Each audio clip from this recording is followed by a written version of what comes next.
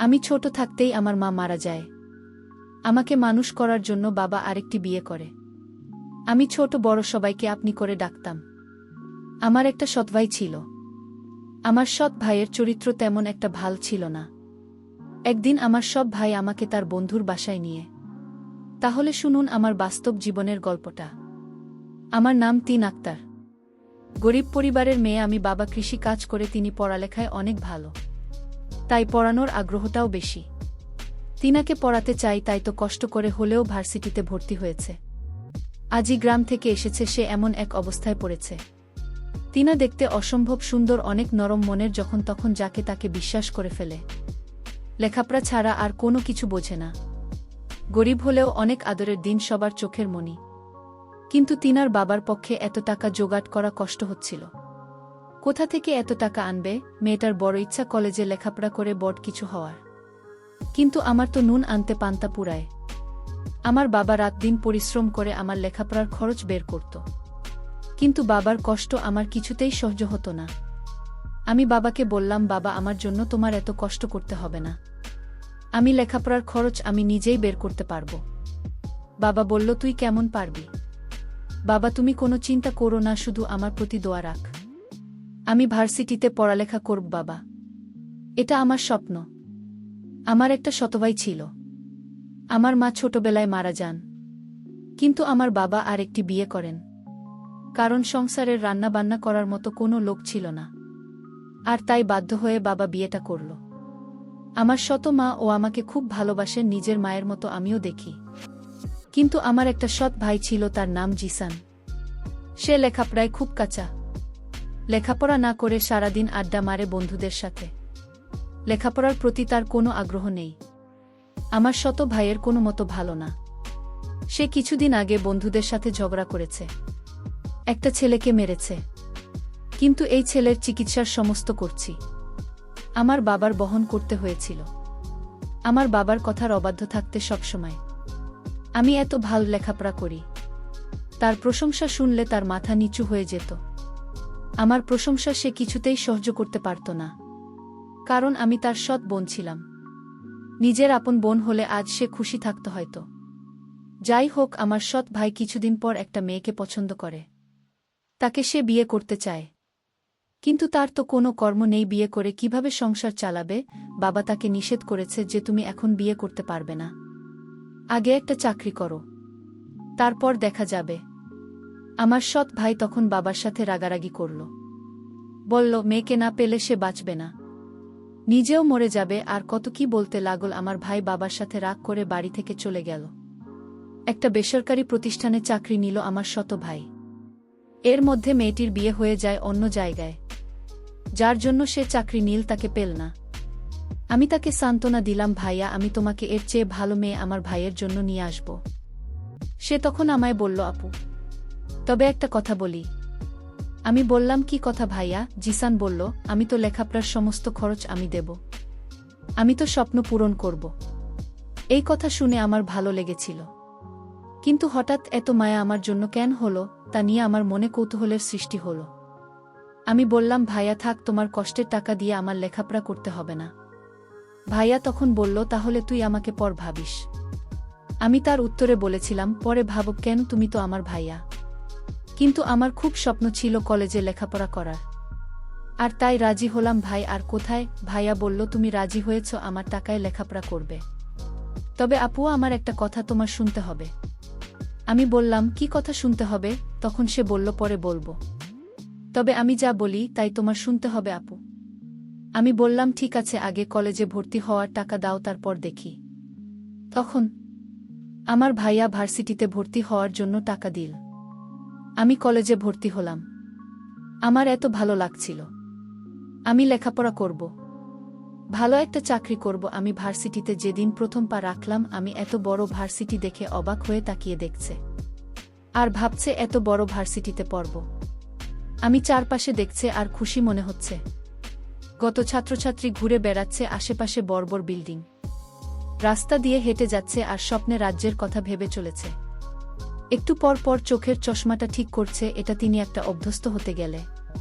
তিনি ইচ্ছে ছিল এমন বড় ভার্সিটিতে লেখাপড়া করার, আজ তা পূরণ হতে যাচ্ছে। ভাবতে খুশি লাগছে। হঠাৎ কারো সাথে ঠাস করে করে ধাক্কা খেয়ে নিচে পড়ে গেলাম। স্বপ্নের কথা ভাবতে ভাবতে একটু বেশি অন্যমনস্ক হয়ে গেছিলাম। নিচে পড়ে উপরে তাকাতেও পারলাম না। তার আগেই কেউ ঝড়ের গতিতে আমাকে উঠিয়ে ঠাস করে চর বসিয়ে দিল। আমি অবাক হয়ে সামনের মানুষটার দিকে তাকিয়ে আছি। একটা মেয়েকে দেখলাম, তাকে দেখে মনে হল কোনো বড় লোক ঘরের মেয়ে। সে আমাকে বলল, তোর তো সাহস কম না, আমাকে ধাক্কা দিস আমাকে। আরও কয়েকটা ছেলে মেয়ে ছুটে এল মেয়েটার কাছে। শুধু না, কি হয়েছে রে? এই মেয়েটার জন্য আমি পড়ে গেছিলাম। ওর সাহস কি করে হলো আমাকে ধাক্কা দেওয়া হয়? কে এই মেয়ে? নতুন মনে হচ্ছে এই মেয়ে কখনো ভার্সিটিতে ভর্তি হল। শুধু আমার বন্ধুরা বলল তারা এই মেয়ে নতুন হলে তোকে দেখে ছাড়ব। সুরমার বন্ধুর আমি বলল, হুম ঠিক বলেছিস, সুরমার শাস্তিটাও হয়ে যাবে। কিন্তু রাহুল তো এখনো আসে নাই। ওকে ছাড়াই কি করবি? ও আসলে হবে না। এর আগে মেয়েটাকে ধাক্কা মেরে ফেলে দেওয়া শাস্তি দিতে হবে। আমি ওদের কথার কোনো কিছু বুঝতে পারছি না। কি বলছে ওর মাথায় ঢুকছে না। আমি ভাবছি আমাকে কেন মারল? আমি কি ইচ্ছে করে ধাক্কা দিয়েছি? অনেক কষ্ট লাগছে কিন্তু কিছু বলতে পারছি না। চুপ করে আছি। এই যে মেয়ে, তোমার নাম কি? একটু ভয় পেয়ে বললাম, আমি। তাই না? একটু দেখে চলতে পারলে না? এখন তো ওরা তোমাকে প্রতিশোধ নেবে। তুমি দেখে চললে এমন হতো না। আমি কথাগুলো ভাবছিলাম। হঠাৎ ছেলে সেগুলো বলল, এরা সবাই আমার দিকে আসছে দেখে আবার তাদের কাছে চলে গেল। এত জোরে থাপ্পড় দিয়েছে, আবার আমাকে মারবে কেন? সবাই আমার কাছে এসে নাম কি, বাড়ি কোথায়, কিসে পড়ি সব জিজ্ঞেস করতে লাগল। তারপর আমাকে গান গাইতে বলল। আমি গান পারি না বলাতে আমাকে কানে ধরে রেখেছে। এদিকে সিয়াম আজ একটু দেরি করে ভার্সিটিতে এসেছে। এসেই দেখে সবাই ভিড় করে দাঁড়িয়ে আছে। সিয়াম আসার সাথে সাথে সবাই ভিড় কমিয়ে চলে গেল, আর সব মেয়েরা হা করে তাকিয়ে আছে। কারণ সিয়াম হচ্ছে ভার্সিটির সবার সিনিয়র। সব মেয়েরা জয়ের দিকে হা করে তাকিয়ে আছে। সিয়াম গাড়ি থেকে নেমেও ফ্যানদের দিকে যেতে লাগল। এখানে কি হয়েছে? এত ভিড় জমাচ্ছে কেন? আমাকে তখন ছেলেটি জিজ্ঞেস করল, তুমি কে আর তুমি আমার বান্ধবীকে ধাক্কা মেরে ফেলে দিলে কেন? আমি তাকে বললাম, দেখুন আমি না দেখে তার সাথে ধাক্কা লেগে গেছে, আর এর শাস্তি হিসেবে আমাকে চড় মারলেন। তাও কি তাদের আমাকে প্রতিশোধ নেওয়ার বাকি আছে? তখন হঠাৎ লক্ষ্য করলাম আমার ভাই আসছে কলেজের দিকে। আমি মনের ভিতর খুব সাহস হচ্ছে, ভাইয়া যখন আসছে তাহলে ওদের হাত থেকে আমার ভাই আমাকে রক্ষা করবে। কিন্তু আমার ভাইয়ের রূপ দেখে আমি অবাক হয়ে গেলাম। আমার ভাইয়া বলল, সিয়াম আমার বন্ধু, আর বন্ধু বান্ধবীকে তুমি ধাক্কা দিয়ে মাটিতে ফেলে দেওয়ার কারণে তোমার অনেক শাস্তির বাকি আছে। আমি ভাইকে বললাম, ভাইয়া আমি তোমার বোন, তুমি ওদের পক্ষে কথা বলছ। ভাইয়া তখন বলল, চুপ কে তো ভাই, আমি কারো খাই না। ওর বান্ধবীকে মারার জন্য আজ তো রেহাই নেই। তোর কত বড় সাহস, তুই আমার বন্ধু বান্ধবীকে মারলি? এর জন্য তো মাসুল দিতে হবে। আমার চোখের পানি কিছুতেই আটকাতে পারলাম না।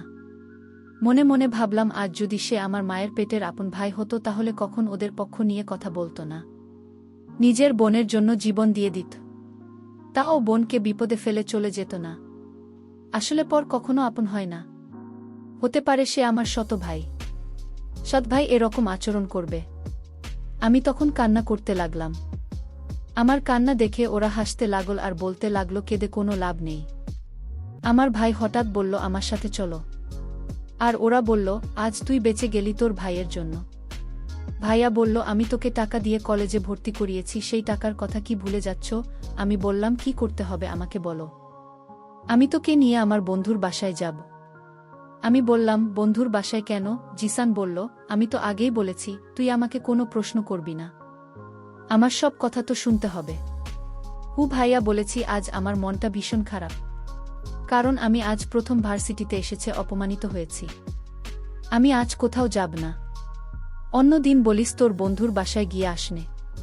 আমার ভাইয়া তখন খুব রাগান্বিত হয়ে বলল, এখন বলেছি এখনই যেতে হবে। আমি ভাইয়াকে বললাম, ভাইয়া প্লিজ, আমার খারাপ লাগছে, আমি আজ তোর সাথে কোথাও যেতে পারবো না।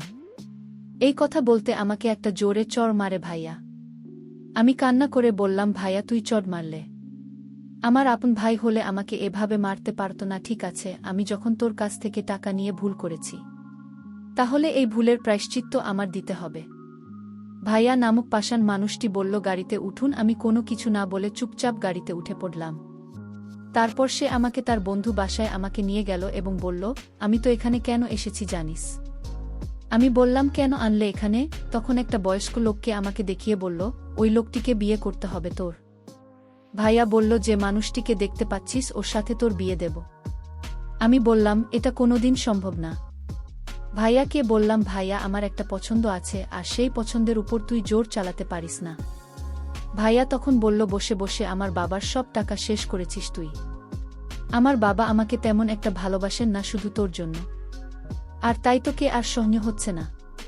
তোর জন্য আমি বাবা আমার প্রতি তেমন নজর রাখে না, ভালোবাসে না, শুধু তোর কথা ভাবে। তাই আমি মনে মনে ভেবেছি তোকে ওই লোকটার সাথে দিয়ে দেব।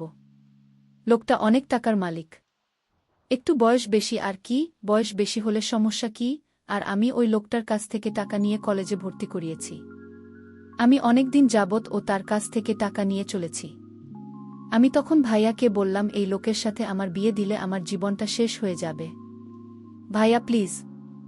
ভাইয়া তখন বলল, আমি কোনো চাকরি করিনি, চাকরি আমার মিথ্যা বানানো নাটক ছিল। আমি তখন আমার ভাইকে একটা থাপ্পড় মেরে বললাম, এই তো প্ল্যান ছিল। আমি কোনো মতে সেখান থেকে পালিয়ে আসলাম। বাবার কাছে কান্না করে সব বলে দিলাম।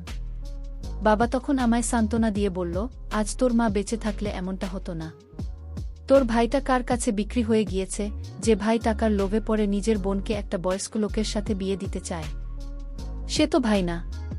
তোর ভাই নিজের স্বার্থের জন্য তোকে কলেজে ভর্তি করল। ও দিন দিন ও আরও অভদ্র হয়ে যাচ্ছে। আমি বাবাকে বললাম, বাবা তুমি ওকে এখন কিছু বলবো না। ওকে ভালো করার দায়িত্বটা আমার হাতে তুলে দাও। ওকে কিভাবে ভালো করতে হবে তা আমার জানা আছে। আজ যদি আমি ওর আপন বোন হতাম তাহলে আমার সাথে এই নাটকটা করতে পারত না। বন্ধুরা, সময়ের স্বল্পতার কারণে আজকের গল্পটি শেষ করতে পারিনি। এজন্য সবার কাছে আন্তরিকভাবে দুঃখিত। এরপরের পারে আগামীকাল আপলোড দেওয়া হবে। সেই পর্যন্ত সবাই ভালো থাকবেন। ধন্যবাদ।